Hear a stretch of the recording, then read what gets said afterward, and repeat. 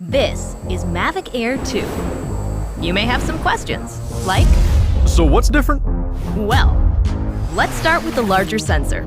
There's a lot more pixels, 48 megapixels to be exact, which means you can do this. And then shoot a hyperlapse in 8K. With SmartPhoto, every shot is a masterpiece. Yeah, but photos aren't really my thing. Don't worry, we've got you covered. It also does 4K 60p video. You can also slow things down.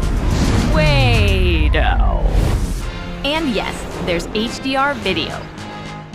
How's the flight time? It's fantastic.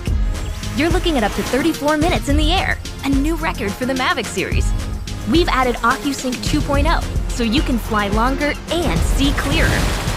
What if I'm not a great pilot? That's where FocusTrack comes in, so you can fly like a pro.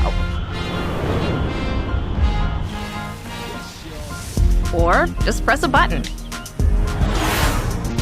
Here's the best part: automatic obstacle avoidance. Okay, but what do I do with all these shots? Here's an idea.